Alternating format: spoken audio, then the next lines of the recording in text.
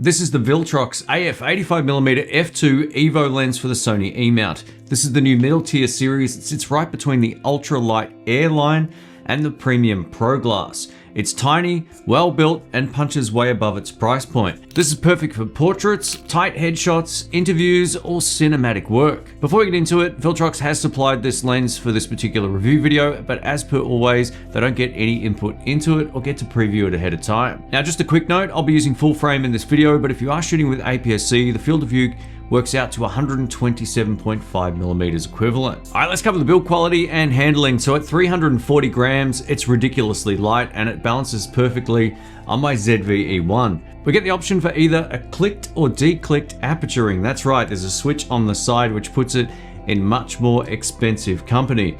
Now the aperturing will go anywhere from f2 all the way down to f16. There's also an automatic option on there if you prefer to control the aperture via your camera. You get a high tension autofocus manual focus switch on the side, a custom function button, and a USB-C port for firmware updates. This Viltrox EVO lens is also dust and moisture resistant. You can see the red rubber gasket around the edge here. We also get a metal mount and a lens hood that actually clicks into place properly, which I can appreciate. Now we get a 58mm front filter thread here. It's easy and cheap to add NDs or circular polarizers if you don't already have some. The manual focusing experience on here is excellent. Now while this is a focus by wire lens, so there's no hard stops on either side, I was able to pull focus repeatably and reliably, and the focus ring itself feels really smooth. All right, let's talk about autofocus for photography and video. So when it comes to photography, this works great on human subjects if you're doing any sort of portrait work, or even if they're at a distance, it has no problems nailing focus. On the most part, there were a few frames that just seemed to miss focus, or it tended to front focus a little bit more than actually get stuck on the eye. But overall, it's a very solid hit rate. Now, if you plan on using this for sit-down interviews or talk to camera pieces much like this, it's going to perform really well. So you don't have to worry about it. Where it does sort of have some issues, if you say jump out of frame and then you're outside and it pulls focus to the background, you will see a little bit of a pulse as it sort of bounces to correct focus. So it kind of goes beyond the point and then back.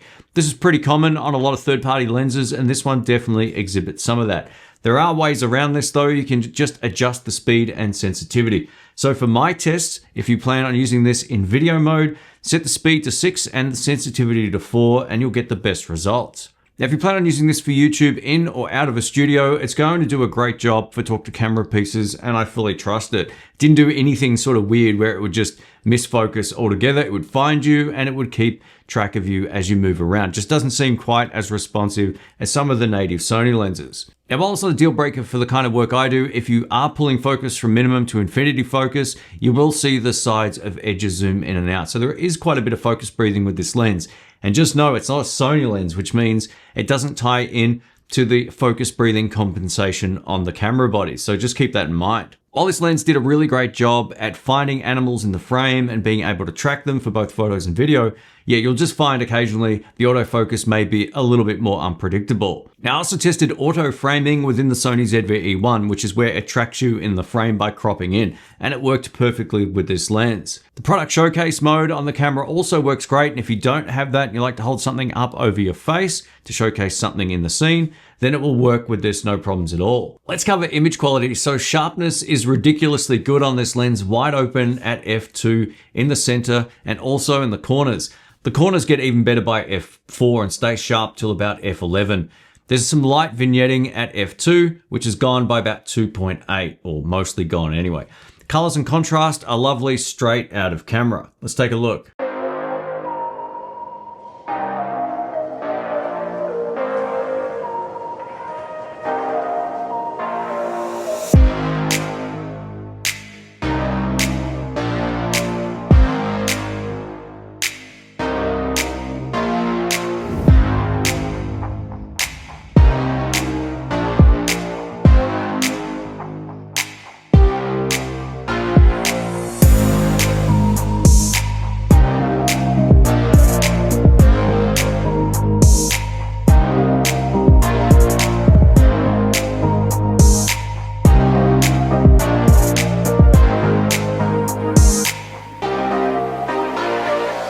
bokeh quality overall is smooth and creamy with a nice fall off. You can get wild bokeh balls at night, so if there's any sort of specular highlights in the background, it will do a really great job. Sunstars look best anywhere from f8 to f11, and there's barely any contrast loss. There's also very minimal flaring with this lens, so the coatings, whatever they've done here, works really well. The minimum focusing distance on this lens is 0.74 meters, which still allows you to get in close, but not super close if you want to do any sort of macro work. Let's take a quick look at the minimum focusing distance, and I want to showcase just how minimal fringing there is, even in a high contrast situation. All right, let's talk about who this lens is for. So if you want an 85mm lens that's super light, weather sealed, crazy sharp at f2, and great for portraits and video interviews, this is a really great choice. Some of the downsides, as I've already mentioned here, is that we do get some focus breathing and you can't use the in-camera correction for this. So just keep that in mind if you're thinking about buying this lens.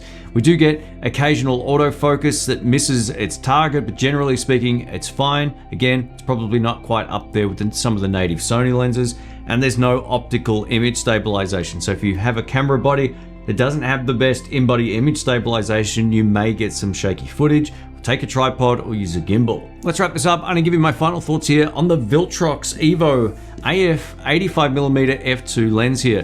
This is one of the best value lenses I've used in a long time, and it's definitely a step up over the original series of Viltrox lenses that I reviewed back in the day.